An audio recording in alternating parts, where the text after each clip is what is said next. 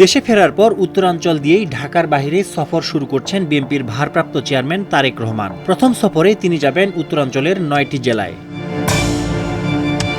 চূড়ান্ত সময়সূচি অনুযায়ী তারেক রহমান ১১ জানুয়ারি টাঙ্গাইল, সিরাজগঞ্জ ও বগুড়া সফর করবেন। বগুড়ায় রাত্রি যাপন করে পরের দিন রংপুর, দিনাজপুর ও ঠাকুরগাঁওয়ে যাবেন।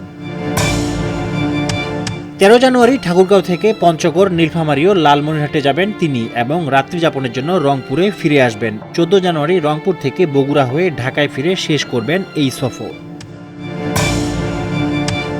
বিজ্ঞপ্তিতে বলা হয়, নিহত জুলাই যোদ্ধা ও দীর্ঘ গণতান্ত্রিক আন্দোলনে শহীদদের কবর জিয়ারত, দোয়া মাহফিল এবং বিএনপির চেয়ারপারসন বেগম খালেদা জিয়ার বিদেহী আত্মার মাগফিরাত কামনায় আয়োজিত বিভিন্ন কর্মসূচিতে অংশ নিতে এই সফর করবেন তারেক রহমান। এছাড়া দলটি জানিয়েছে, সফরকালে তারেক রহমান নির্বাচন কমিশনের ঘোষিত নির্বাচনী আচরণবিধি সম্পূর্ণভাবে অনুসরণ করবেন এবং কোনোভাবেই তা লঙ্ঘন করবেন না।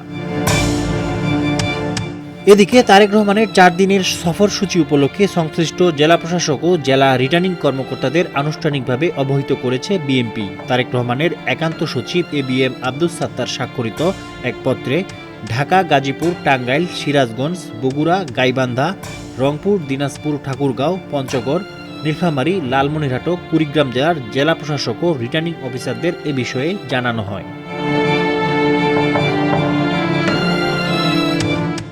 ডেস্ক রিপোর্ট, আজকের পত্রিকা।